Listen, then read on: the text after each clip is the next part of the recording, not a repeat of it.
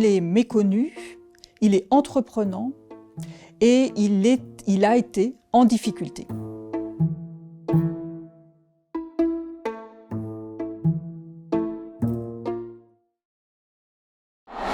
Je vais vous parler d'un certain Jean Bridoulet, qui était maître de forge de l'usine à fer de Gliney, à Compiinville, une paroisse du pays de Bray-Normand en Haute-Normandie.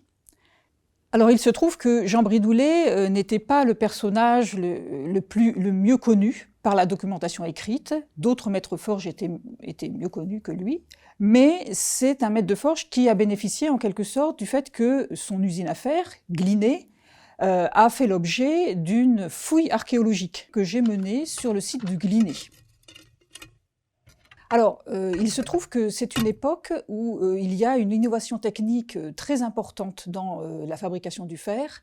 C'est une innovation technique qui est apparue à la fin du Moyen-Âge et qui s'appelle le procédé indirect. Alors, on a trouvé une usine à fer complète, c'est-à-dire composée d'un haut fourneau et d'une forge d'affinerie, dont le vestige le mieux conservé, le plus spectaculaire, est le vestige du gros marteau qui était actionné par l'énergie hydraulique. Alors, les usines à fer produisent des demi-produits, c'est-à-dire des barres, des tôles, des tiges qu'on appelle des verges de fer. Les acheteurs de ce fer sont soit des forgerons directement, soit des marchands qui les revendent à des forgerons. Il est vrai que l'on peut considérer que l'on est en train de passer à un stade plutôt industriel en raison de la massivité des installations et aussi de l'importance de la production. Alors Jean Bridoulet a été en difficulté au début du XVIe siècle.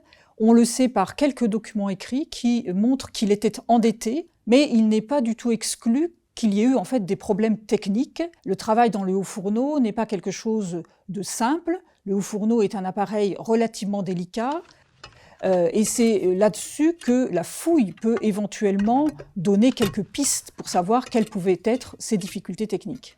Alors ce personnage lui-même, par lui-même, nous apprend, je dirais presque peu de choses sur sa propre vie, mais il est un de ceux qui ont installé cette industrie dans cette région, qui était quelque chose qui financièrement et techniquement était tout à fait particulier et sans doute assez risqué. Et donc, grâce à Jean Bridoulet et aux autres personnages, aux autres maîtres de forge, eh bien, on peut connaître justement ce pan de l'histoire des techniques qui est particulièrement important à la fin du Moyen-Âge et qui est important notamment pour l'industrie du fer.